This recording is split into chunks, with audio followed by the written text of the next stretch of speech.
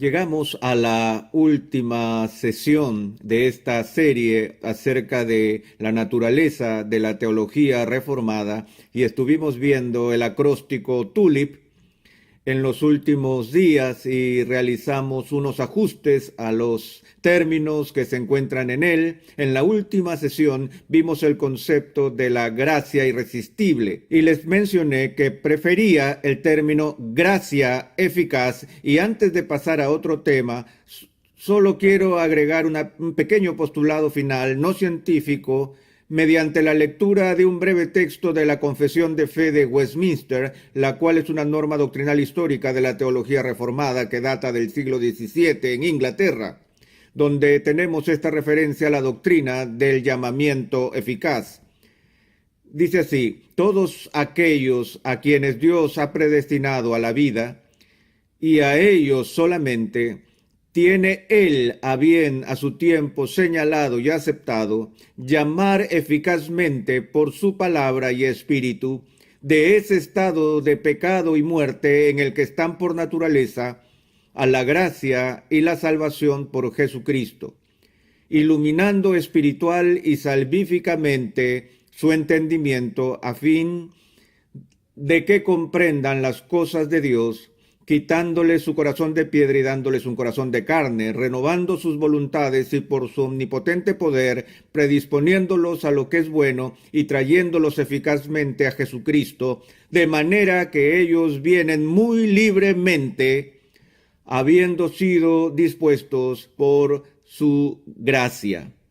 Ahora, hago referencia una vez más acerca de la eficacia de la gracia de la regeneración, no para continuar donde nos quedamos la última sesión, sino como puente, como transición a la última letra del TULIP, la cual es la P en TULIP, y estoy seguro de que estarán encantados de saber que no voy a cambiar esta letra, y la P viene por perseverancia de los santos. Sin embargo, a pesar que no voy a cambiar la letra, sí voy a hacer un cambio en la palabra. También creo que esta frase de perseverancia de los santos es peligrosamente confusa, porque una vez más sugiere que la perseverancia es algo que hacemos, tal vez en y por nosotros mismos. Ahora, yo creo que los santos perseveran en la fe, y que los que han sido llamados eficazmente por Dios y han sido regenerados por el poder del Espíritu Santo perduran hasta el fin.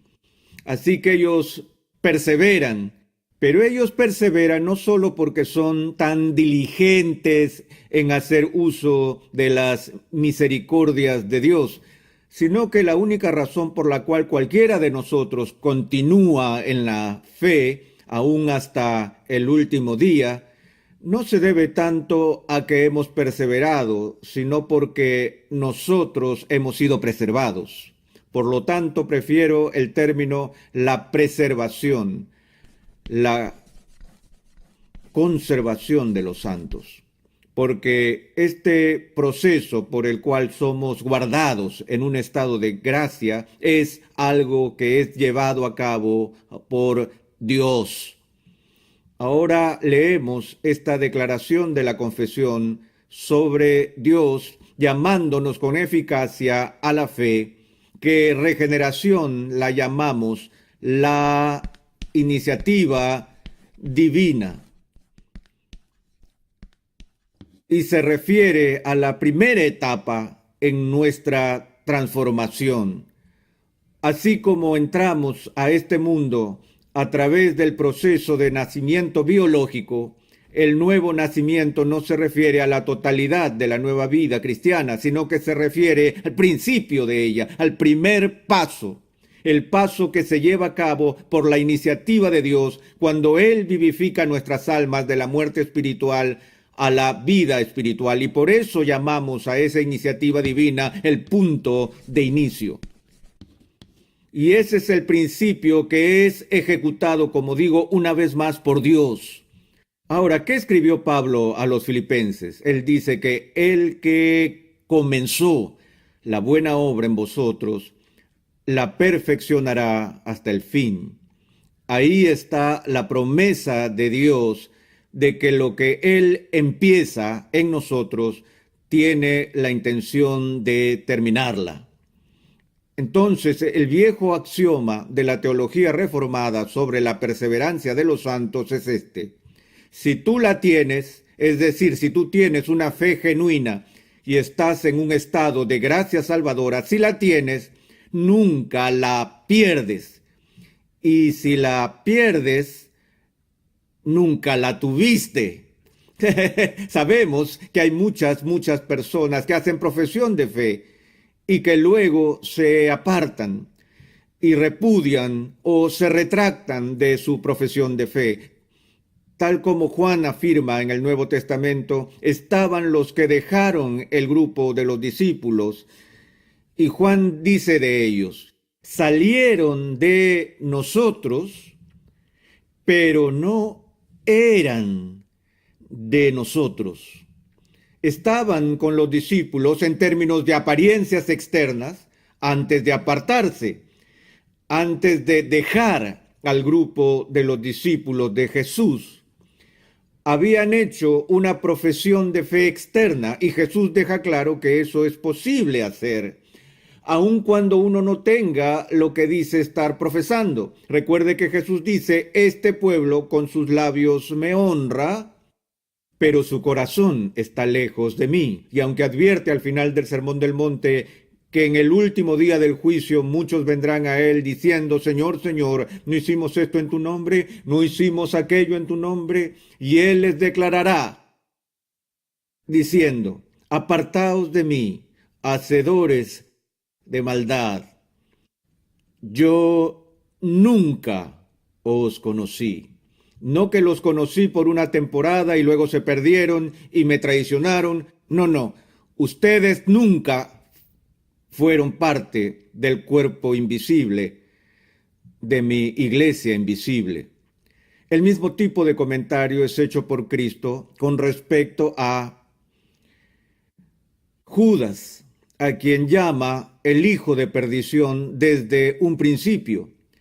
Y en su oración sacerdotal, Jesús ora para que aquellos que el Padre le había dado nunca se pierdan y que nadie jamás se los arrebate de su mano. Y él da gracias al Padre porque todos los que el Padre le dio vinieron a él y ninguno de ellos se ha perdido. Y así podríamos enumerar en los próximos minutos una serie de pasajes similares en el Nuevo Testamento, donde tal seguridad es dada por los apóstoles que las personas que moran en Cristo tienen un futuro, una herencia futura que ha sido establecida desde la fundación del mundo y que algún día vamos a escuchar al Padre decir: venid, amados míos, heredad del reino que ha sido preparado para vosotros desde la fundación del mundo. Pero una vez más, el punto que quiero resaltar es que esta perseverancia en la fe no es algo que depende de nuestra fuerza. Aún después de que somos regenerados, todavía caemos en pecado. Y no solo en el pecado, sino en pecado grave. Y decimos que es posible que un cristiano se vea envuelto en una caída muy grave. Y hablamos sobre reincidencia, sobre faltas morales y cosas así. No puedo pensar en algún pecado que no sea el de la blasfemia contra el Espíritu Santo, que un verdadero cristiano no sea capaz de cometer.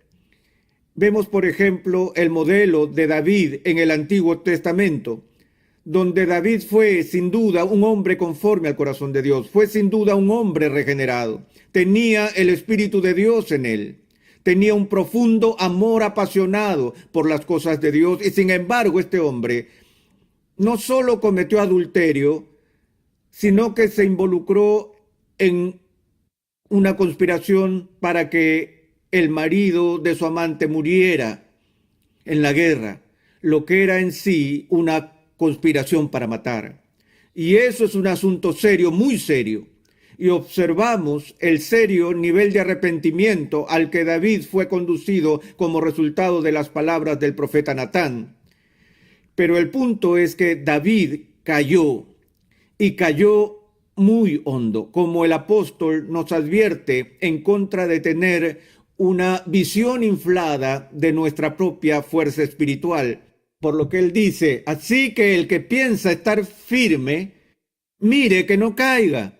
Y nosotros caemos y nos alejamos de la gracia. No es que caemos por completo, pero nosotros caemos en acciones muy graves. Nada más grave que la del apóstol Pedro, quien en público, con maldiciones, aún habiendo sido advertido, negó a Jesucristo, jurando que él nunca lo conoció. Una traición pública a Cristo. Él cometió traición contra su Señor. Recuerdan que antes de este episodio, él había sido advertido sobre este evento. Ya se imaginan, Pedro dijo que esto jamás ocurriría, él jamás se comportaría de tal manera. Y recuerdan la advertencia de Jesús, Simón, Simón, Satanás te ha pedido para estremecerte como al trigo. Pero yo he rogado por ti para que cuando vuelvas fortalezcas a los hermanos. Ahora, él cayó, pero se levantó, fue restaurado, y su caída fue por un momento. Y por eso decimos que los cristianos verdaderos pueden tener caídas radicales y serias, pero nunca caídas totales y finales de la gracia. Aún en las iglesias, cuando las personas profesan fe y caen en pecados muy serios y atroces pecados, tan graves que implican la disciplina de la iglesia, y aún en procesos de disciplina eclesiástica que pasa por varias etapas, cuya etapa final, ¿cuál es? La excomunión. Y creo que es posible, sabemos que es posible para alguien que es verdaderamente regenerado, un verdadero cristiano que esté tan atrapado en el pecado al punto de ser llamado por la iglesia, puesto en disciplina, ser suspendido de los sacramentos y aún así no se arrepiente en todo el camino hasta llegar al final, que es la excomunión, donde es expulsado de la comunión del cuerpo de Cristo y debe ser tratado como un no creyente, ser declarado como no creyente por la iglesia. Incluso ese acto de excomunión se hace con la esperanza que la persona es un verdadero creyente atrapado en un estado muy persistente de pecado y que esta disciplina final de ser separado de la comunión del cuerpo de Cristo será lo que el Espíritu de Dios use para llevarlo al arrepentimiento. Y vemos ese ejemplo que se encuentra en el Nuevo Testamento en la situación de Corinto con el hombre incestuoso. Recuerdan cómo la iglesia nada hacía para disciplinar a este hombre que estaba viviendo en una vida escandalosa hasta que el apóstol tuvo que reprenderlos y amonestarlos y les ordenó excomulgarlo. ¿Qué pasó cuando él fue excomulgado? Se arrepintió y solicitó la reincorporación a la iglesia y ahora la iglesia no lo dejaba regresar. Entonces Pablo tuvo que volver y decir, miren, todo el propósito de la excomunión fue para llevarlo al arrepentimiento. Ahora que él se ha arrepentido, permítanle regresar. Así como Cristo dio la bienvenida a Pedro de vuelta al redil después de su acto reprochable de traición. Así que, de nuevo, el pecado del cristiano puede ser radical y serio, pero nunca total y final. Entonces, ¿cómo juzgamos a alguien que ha hecho una profesión de fe, quizá en presencia nuestra, y luego vemos cómo más tarde la repudia? Bueno, lo primero que se hace es un juicio compasivo, porque uno no sabe el verdadero estado de su alma.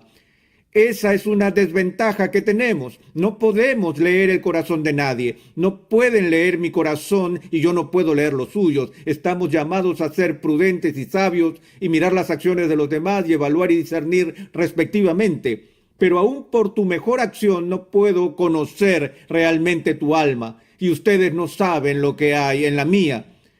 Por eso estamos llamados a ser excepcionalmente tolerantes los unos con los otros y tener esa compasión que cubre una multitud de pecados entre nosotros en la comunión de la iglesia. Pero Dios lee el corazón. Y cuando Dios dice que una determinada persona nunca estuvo en un estado verdadero de fe, podemos estar seguros de que esa persona nunca estuvo en la fe verdadera. Ahora, pero ¿qué pasa si nos topamos con alguien que está en medio de una grave y prolongada caída y que ha repudiado la fe públicamente? Entonces, ¿podemos saber que no es cristiano? No, porque no conocemos el mañana. No sabemos si están en la posición de David antes que Natán hablara con él. Si alguien hubiera estado en ese momento, cuando Pedro dijo que nunca conoció a Jesús, de seguro no habría aseverado que Pedro era cristiano, porque lo estaban observando justo en medio de esta prolongada caída tan grave. Pero todavía tenemos esperanza por aquellos que nos han dejado por un tiempo y que van a regresar. Y tenemos que reconocer que puede tratarse de una de dos cosas. Uno, que su profesión inicial no fue auténtica ni genuina, se trataba de una profesión de fe vacía y que nunca fue creyente, o que su profesión de fe era genuina y que va a volver. Pero eso se lo dejamos a Dios en ese punto. Pero lo que nos enseña el Nuevo Testamento es que el Espíritu Santo, de nuevo, el único que nos levanta de entre los muertos, y Él nos levanta para vida eterna. Todo el propósito de la elección de Dios es para llevar a su pueblo de manera segura al cielo. De modo que lo que Él empieza, Él promete terminar. Y Él no solo inicia la vida cristiana, sino que el Espíritu Santo es el santificador, el que convence y el ayudante que está allí para ayudar en nuestra preservación. Ahora, dos importantes términos se dicen con respecto a la obra del Espíritu en la vida del cristiano que están relacionados con esta idea de la preservación. Uno es que somos sellados por el Espíritu Santo y el otro es que se nos dan las arras del Espíritu. Vamos a ver este último primero. El término arras del Espíritu se extrae del lenguaje comercial de los tiempos bíblicos y la única cosa que puedo pensar sobre eso es un paralelo que en nuestros días sería lo que llamamos una cuota inicial de dinero. Cuando alguien va a comprar una casa y se hace el contrato inicial, se da una porción de dinero como pago a cuenta o como pago inicial, lo que es una promesa de que usted tiene la intención de obtener un préstamo y cerrar el trato y pagar el resto del saldo. Y para demostrar que estás interesado, en serio entregas este pago. Ahora, sé que hay gente que ha pagado dinero de buena fe, pero que no logra cumplir. Tal vez ellos no estaban tan interesados en primer lugar, o tal vez aparecieron circunstancias que hicieron imposible el continuar con el compromiso. Pero amados, cuando Dios, el Espíritu Santo, les es dado a ustedes por el Padre como prenda, cuando el Espíritu mismo que mora en ustedes es el compromiso del Padre para su futuro, ¿realmente creen que el Padre vaya a fallarles en cumplir con el pago final? No tenemos un fajo de billetes, sino el Espíritu de Dios mismo morando en nosotros como promesa de Dios de finalizar la obra. Y no solo nos da las arras del Espíritu, sino que Él nos sella en el Espíritu Santo. Cuando Dios escribe nuestros nombres en el libro de la vida, Él no lo hace con un borrador a mano, sino que lo hace por la eternidad. Y Él nos sella en el amado para siempre. Ahora, finalmente, una de las razones por las que tenemos confianza en nuestro futuro no es solo por el ministerio del Espíritu Santo que acabo de mencionar rápidamente de paso, sino por lo más importante debido a la labor que realiza Jesús. A veces tenemos una tendencia, o a veces creo tenemos la tendencia a pensar que cuando Jesús vino y vivió su vida de perfecta obediencia y cumplió todas las exigencias de la ley que hemos incumplido, y entonces por su obediencia pasiva pagó el precio de nuestros pecados con la perfecta expiación, Él hizo todo lo que necesitamos que Él hiciera por nosotros. Pero nos olvidamos de que cuando ascendió al cielo, y se sentó a la diestra de Dios y fue entronizado como Rey de Reyes y Señor de Señores, Él no solo fue a su reino, sino que también entró al cielo como nuestro gran sumo sacerdote. Y la función principal de nuestro sumo sacerdote, como Él nos dice, es el de interceder por nosotros diariamente ante el Padre. Jesús intercede por mí, por mi salvación final. No solo oró por sus discípulos en Juan 17 para que nunca fueran arrebatados de la mano de Dios, sino que Él ora por nosotros, para que seamos preservados. Ahora bien, miren a Judas y a Pedro. Ambos traicionaron a Cristo. Uno de ellos era un creyente y el otro no lo era. Ambas acciones fueron indignantes en extremo. La traición total a Cristo. Ambas fueron anticipadas por Cristo. Y cuando Él le dijo a Judas lo que iba a hacer, Él terminó su comentario diciéndole a Judas, lo que vas a hacer, hazlo más pronto. Y lo despidió. Pero cuando hizo el mismo tipo de predicción sobre el comportamiento de Pedro, como ya lo hemos mencionado, Satanás os ha pedido para zarandearos como a trigo. ¿Recuerdan lo que dijo? Pero Simón, he rogado por ti, para que una vez vuelto, no para cuando vuelvas, sino que una vez vuelto, confirma a tus hermanos. Mi confianza en mi preservación no está en mi capacidad de perseverar, sino que mi confianza descansa en el poder de Cristo para sostenerme con su gracia y por el poder de su intercesión por nosotros, es que Él nos va a conducir con seguridad.